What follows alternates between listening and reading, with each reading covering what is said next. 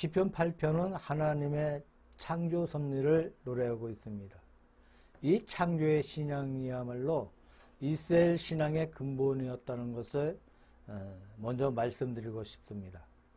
이스라엘 백성들이 바벨론의 포로로 잡혀갔을 때 억울하고 어려운 포로 생활 속에서 그들이 포로 생활의 어려움을 극복하고 무사히 자기들의 본국으로 돌아올 수 있었던 원동력이 무엇이었습니까?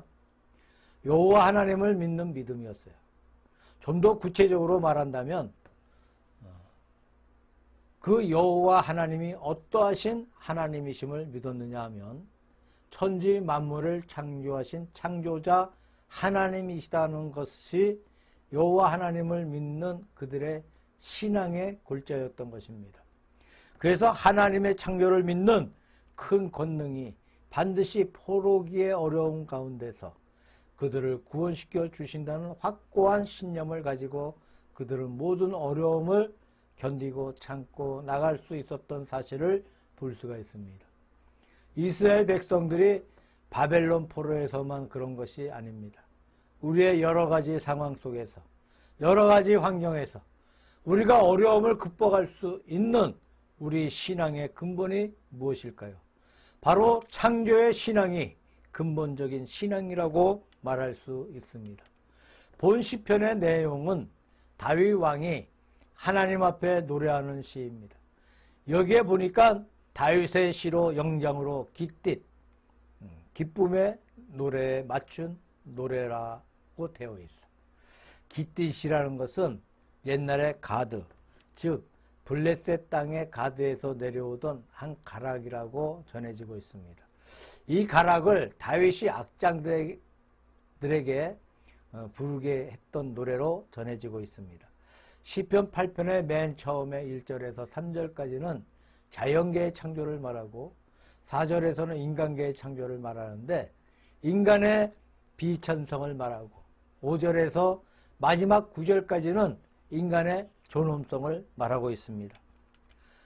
첫째로 자연계의 창조에 대해서는 3절에 보니까 주의 손가락으로 만드신 주의 하늘과 주의 베풀어 주신 달과 별들을 내가 보오니 라는 말씀이 있어요.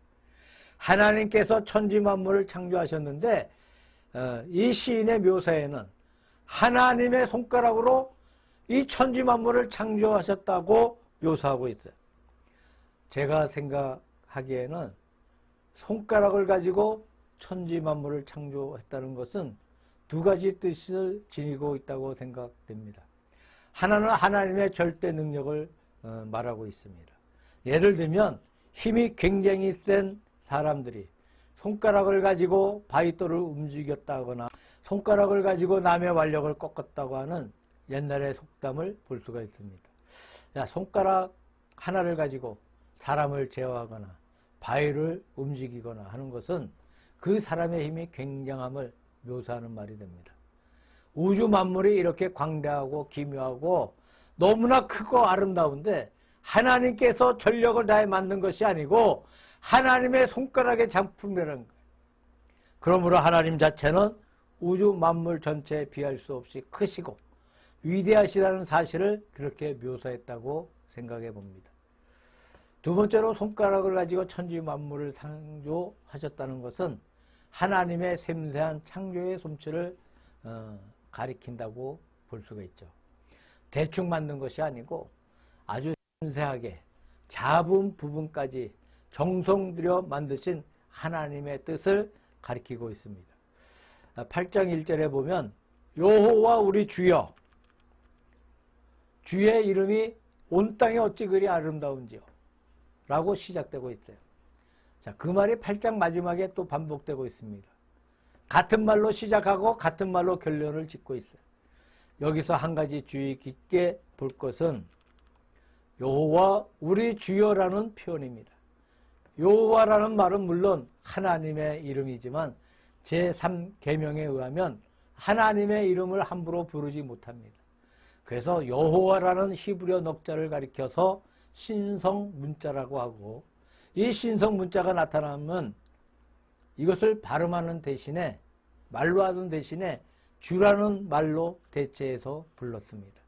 예를 들면 성경 말씀 가운데 여호와 하나님이라는 말이 나오면 여호와 하나님이라 부르지 아니하고 주 하나님, 즉 여호와를 아도나이로 고쳐 부르고 있습니다. 본문에 보면 앞에는 여호와라는 이름이 나오고 뒤에는 여호와의 대명사인 주가 나와 있으니까 이 두 낱말을 읽거나 번역할 때 주, 우리 주여라고 해야 한다는 말이에요. 이런 경우는 최고로 하나님의 신성을 높이고 하나님의 위엄을 높이는 경우라고 볼 수가 있습니다. 우리 성경 전체를 통해서 이와 같은 예가 그렇게 많지는 않습니다. 오늘 본문 가운데 여호와 우리 주여라는 말씀은 여호와이신 여호와여, 주님이신 주님이시여로 볼 수가 있는 것이죠. 원래 하나님의 명칭 자체가 절대자를 가리킵니다.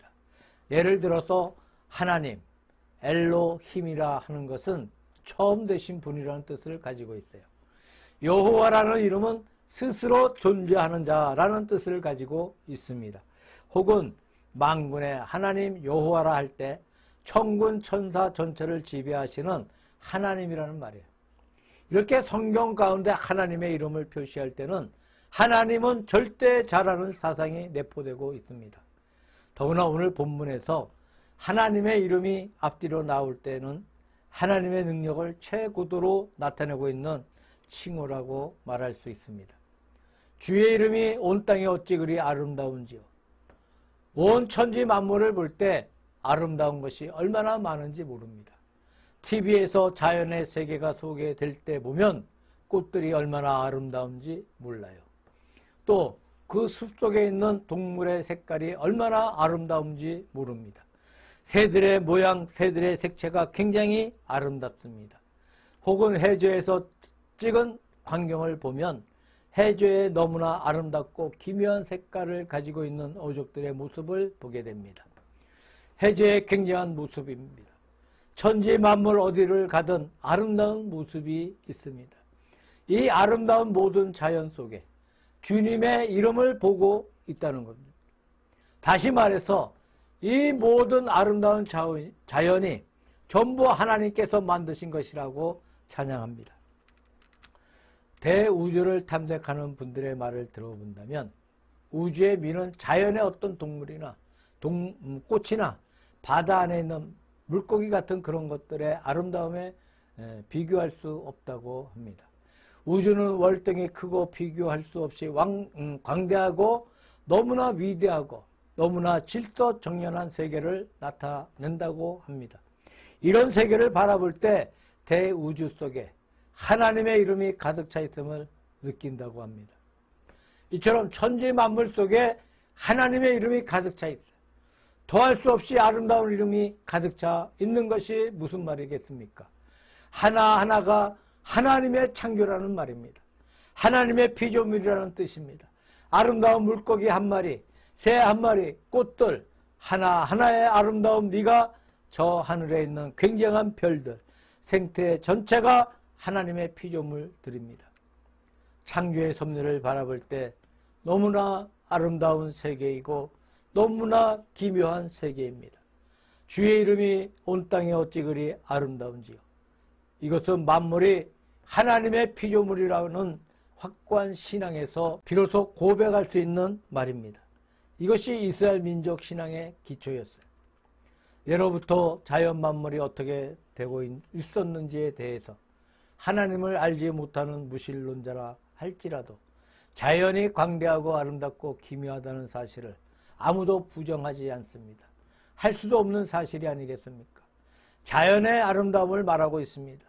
자연이 중요함을 다 같이 말하고 있습니다.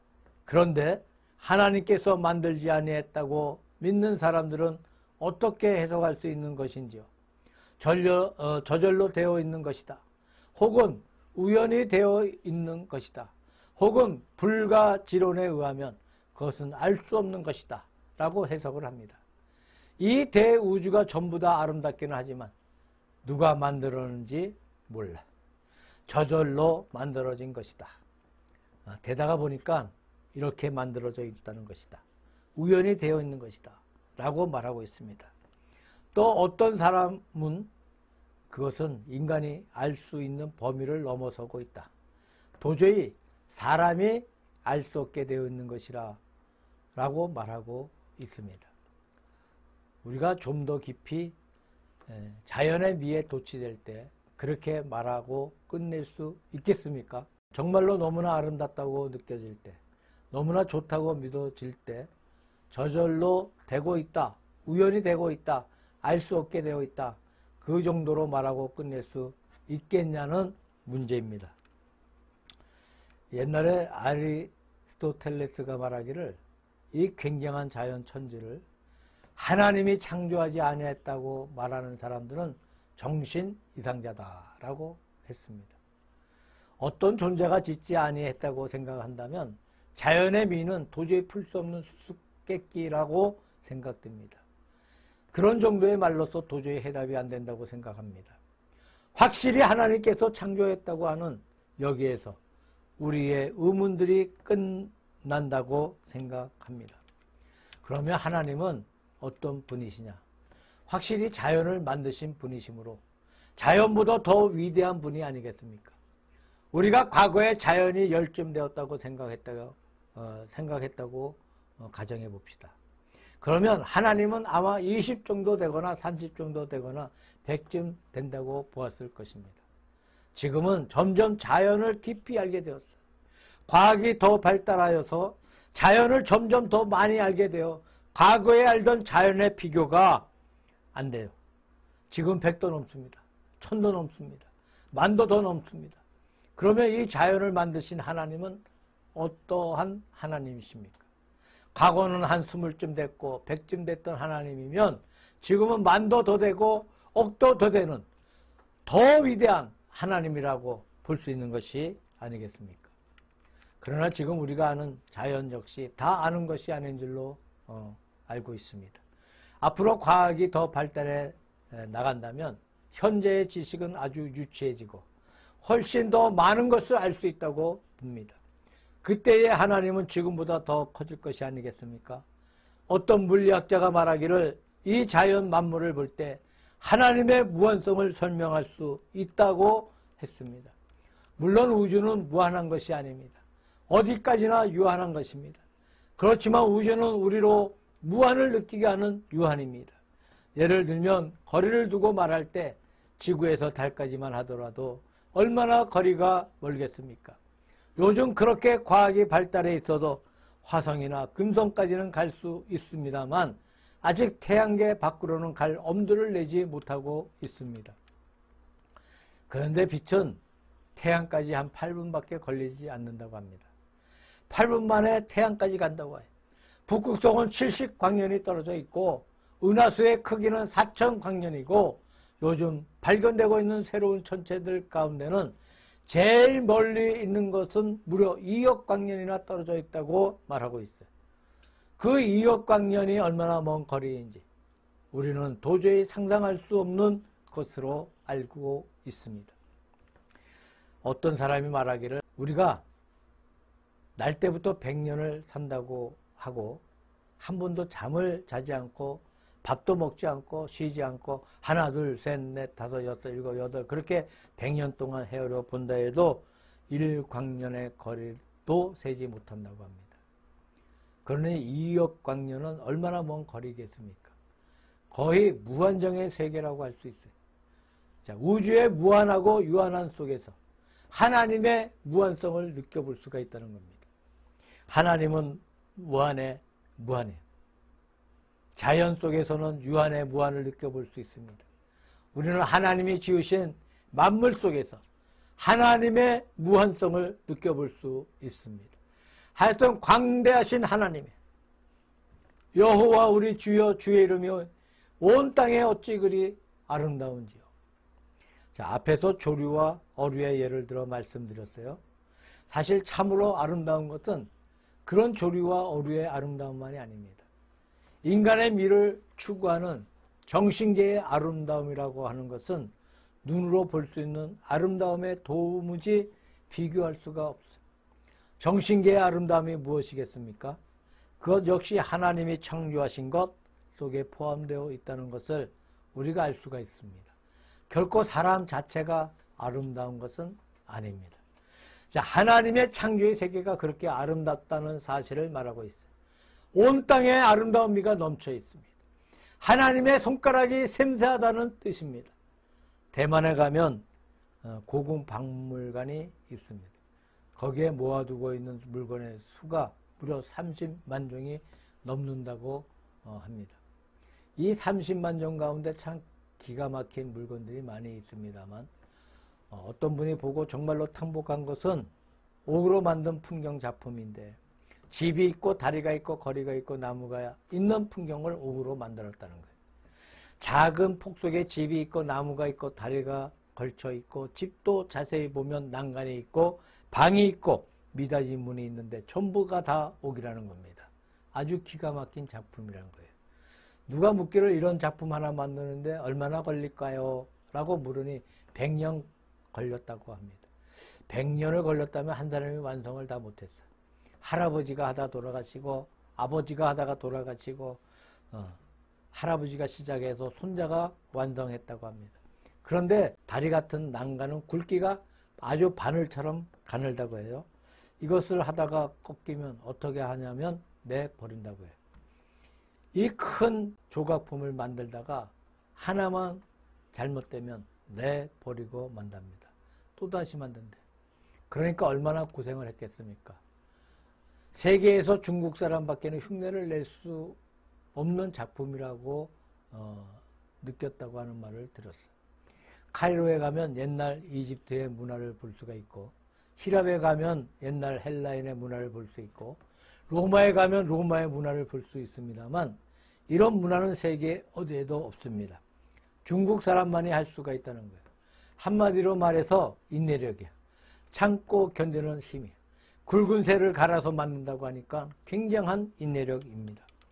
우리가 중국인의 인내력과 샘세함을 말했습니다만 하나님의 샘세하심은 중국인의 샘세함에도 도무지 비교할 수가 없다는 거예요. 예를 들면 지금 핵시대라고 하는데 핵구조, 핵세계의 내용을 보면 옥 가지고 만든 바늘 굵기의 난간은 비교도 안 됩니다.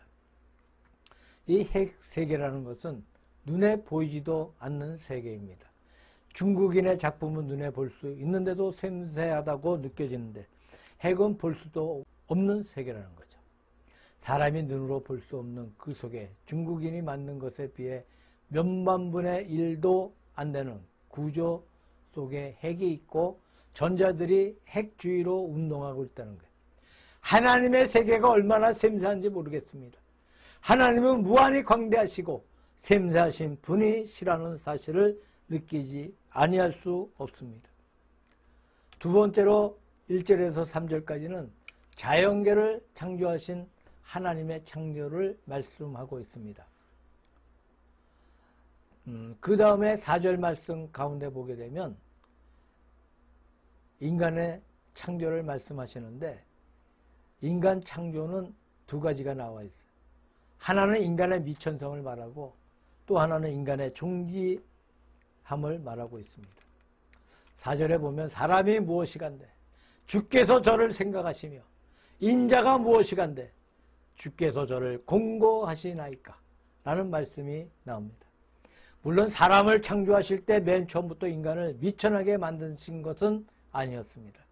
사람은 맨 처음에 하나님의 형상을 따라 존엄하고 거룩하고 아름답게 만드셨습니다. 그러나 인간이 범죄함으로 말미암아 타락하여 인간은 미천하게 된 것이죠. 예를 들면 탕자가 아버지를 떠나 객지에 나가 처음은 화려하게 아주 폼나게 잘 살았지만 그 다음에 그가 모든 것을 다 잃어버리고 말았을 때 얼마나 비참했습니까? 먹지를 못해 돼지가 먹는 쥐염 껍질을 먹고 남루한 우복을 입고 부잣집에서 혹사를 당하고 수모를 당하여 그는 육체적으로 정신적으로 참으로 미천한 존재가 되고 말았습니다.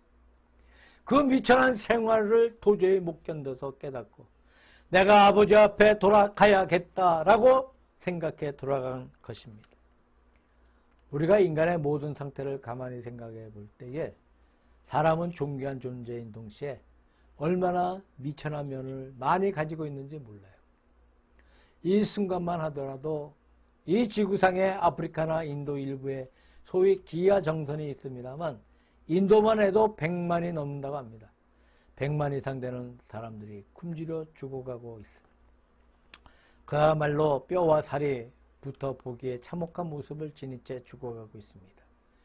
인간이 얼마나 미천한 것이겠습니까?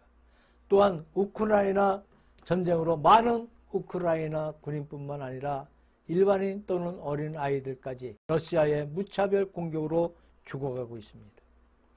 또 여러 가지 무서운 질병들이 얼마나 많은지 몰라요. 과학이 많이 발달되어 있긴 하지만 아직도 고칠 수 없는 병들이 얼마나 많은지 모릅니다. 요즘은 코로나라는 병이 전 세계에 전염이 되어서 인간에게 공포를 주고 있어요. 또 어떤 사람은 코로나는 하나님의 심판이라고 말하는 분도 있습니다. 이 병이 나온 후에 일본이나 서울이나 미국의 유흥계가 문을 닫고 폐쇄했다는 말을 듣습니다. 요즘은 또 원숭이 두창이라는 병이 또 유행하고 코로나가 또다시 유행하고 있는 조짐이 보이고 있습니다. 하여튼 사람들에 대한 하나님의 징계라는 것은 틀림없는 사실이에요.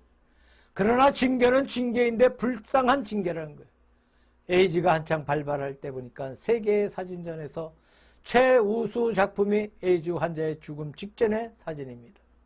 남자가 옷을 벗고 있는데 새카맣게 멍들어 있는 상태에서 초점을 잃어버린 눈으로 죽기를 기다리고 있는 모습이에요. 그것이 왜 최우수 작품이 되었습니까? 인간의 비참한 현실을 말하고 있기 때문이죠. 이것은 어떤 환자 한 사람의 문제가 아니고 인류 전체의 문제입니다. 인류 전체가 당면해 있는 문제입니다. 에이즈만 그런 것이 아니지 않습니까? 암이 있습니다. 인류 전체가 당면하고 있는 문제입니다. 폐병이 있습니다. 그 외에도 난치병들이 많아서 병으로 허덕이는 사람들을 볼 때에 인간은 참으로 미천하다는 사실을 느끼지 아니할 수 없습니다. 그 다음에 인간 세계는 정신적으로 문제가 많이 있어요. 피차 간에 갈등을 하고 오해를 하고 갈등과 오해를 풀지 못하고 있어요. 피차 간에 사랑하고 협조해서 살면 좋을 것 같은데 그렇게 하지 못해요. 결국 서로 갈등하고 서로 등을 돌리고 오해하고 파탄으로 가고만은 정신적인 파탄이 얼마나 많은지 모릅니다. 왜 우리나라 국회가 정당들이 국회의원들이 정치가들이 이렇게 화합하지 못하는 것인가? 왜 하나 되지 못하는 것인가를 우리가 생각해 보지 아니할 수 없습니다. 그 다음에 하나님과의 관계입니다. 인간의 영적인 상태입니다. 인간이 타락함으로 말미암아 하나님의 뜻을 저버리게 되고 마귀의 길을 따라가고 있는 것은 비참한 인간의 미천성을 드러내고 있습니다. 본문에서 사람이 무엇이간데 주께서 저를 생각하시며 인자가 무엇이간데에서 인자는 글자 그대로 사람의 아들입니다. 즉 앞에 말의 반복이에요. 사람이 무엇이간데와 인자가 무엇이간데는 같은 말의 반복으로서 약한 인간성을 강조하고 있습니다.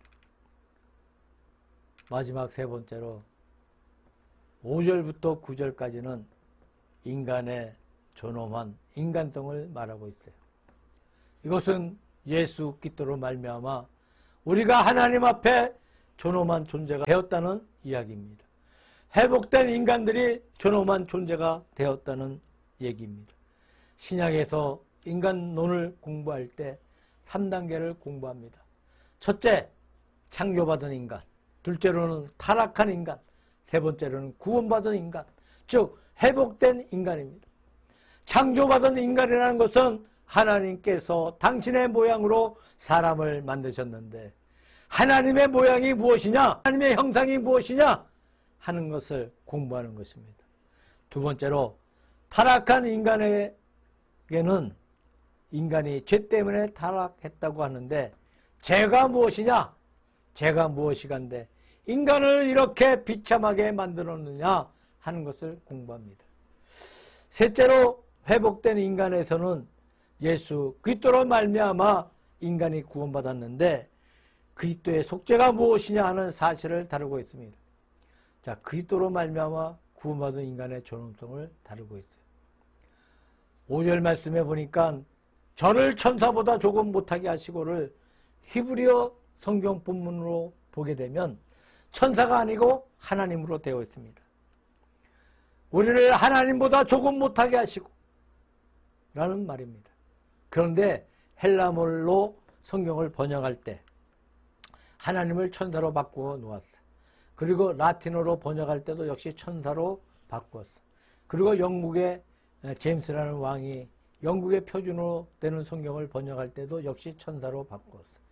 그래서 70인역과 이 라틴어 불가타역과 킹 제임스 성경 때문에 천사가 되었습니다만 원래 히브리 말은 하나님이에요. 무슨 말이 되겠습니까? 인간이 하나님보다 조금 못하다는 얘기야. 하나님이란 말이 너무 황성한 말이 되므로 70인역과 불가타 이런 데서는 천사보다 못하다고 고친 것입니다. 그런데 제 생각에는 하나님이 원래 뜻입니다. 물론 사람이 천사보다 조금 못한 점도 있어요. 반면에 좋은 점도 있습니다. 우리가 천사를 심판할 줄을 너희가 알지 못하느냐 라고 고린도전서 6장 3절에 말씀하고 있습니다. 그러므로 인간은 천사보다 못하다고 말할 수 없다는 거죠. 천사의 세계에는 신앙이 없어. 선하게 만들었으니까 그대로야. 그러나 사람은 타락한 인간이 회개하고 선하게 될 수 있으므로 오히려 그런 면에서 천사보다 낫다는 것이죠. 하여튼 사람의 존엄성을 비하기를 하나님보다 조금 못하다라고 말씀하고 있습니다. 자, 모든 동물이나 모든 식물이나 모든 자연계 위에 사람이 있어요. 옛날 정의정을 가리켜서 1인 지하, 만인 지상이라고 했어요.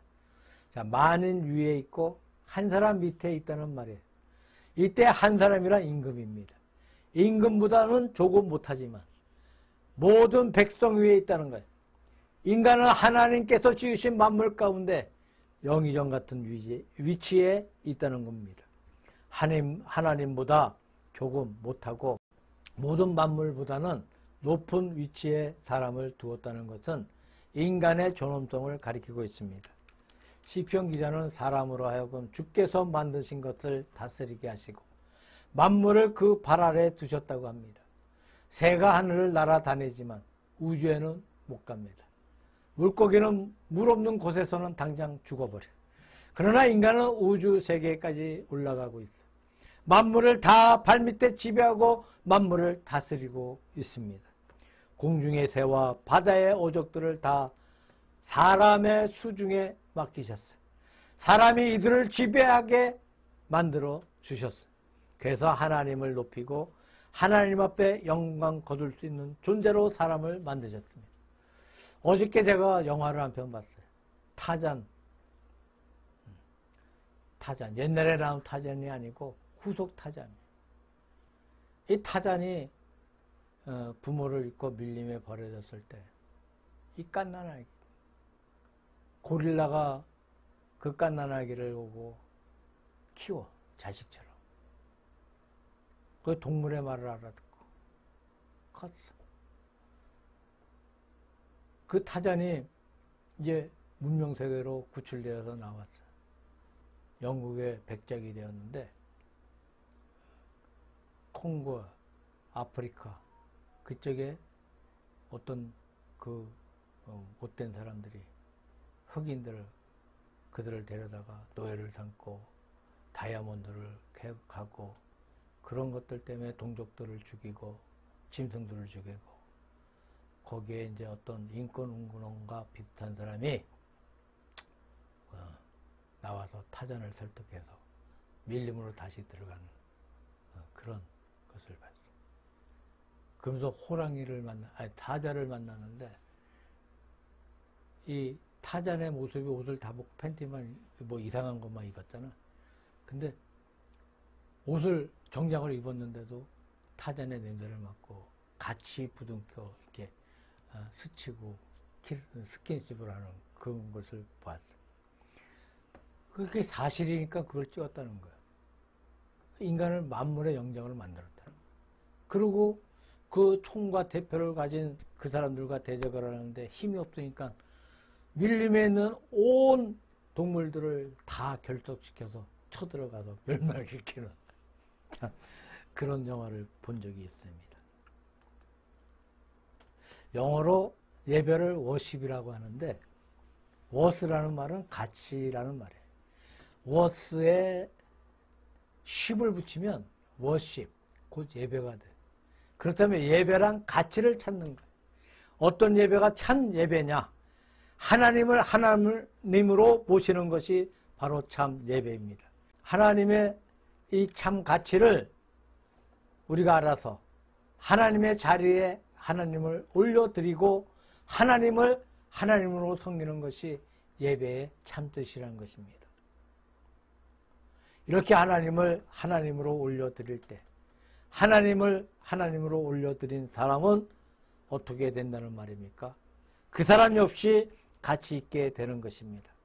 하나님을 가치 있게 올려드린다면 인간도 가치 있게 되는 것입니다. 옛날에 어떤 아버지와 아들이 있었는데 아버지는 고생스럽게 돈을 벌어서 아들을 공부시키고 일본 유학을 시켰어요. 아버지는 길가에서 지게를 지고 품팔이를 하고 알뜰히 돈을 모아 아들을 공부시켰다. 아들이 대학을 마치고 돌아와 보니까 길가에서 자기 아버지가 지게를 지고 다니고 있습니다. 자기 친구와 같이 길을 걸어가다가 아버지가 너무나 초라하니 부끄러워 아버지를 아버지라고 부르지 못하고 피해가 버립니다. 저쪽에서 아버지는 자기 아들을 보았다. 아버지는 이해할 수 있습니다. 이해는 되겠지만 마음이 섭섭하지 않겠습니까? 내가 그 아들을 위해서 온갖 고생을 다하고 있는데 온갖 어려움을 참고 있는데 저 아들이 나를 부끄럽다 해서 피해가 버린 것을 이해는 하지만 마음의 섭섭함을 금치 못할 것입니다.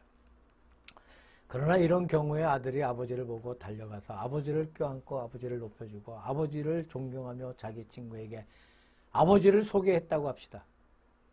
우리 아버지가 이런 식으로 고생해서 나를 공부시켜 주었다고 자랑했다면 대단히 용감한 청년이라고 생각됩니다. 그렇게 했다고 해서 아들의 가치가 떨어지겠습니까? 비천한 아버지를 높였다고 해서 아들의 가치가 떨어지지 않는다는 거예요. 만약에 그 아들이 아버지를 보고 모른 체 해버렸다는 사실을 남들이 알았다면 누구든지 그를 괘씸한 아들로, 나쁜 아들로 볼 것입니다.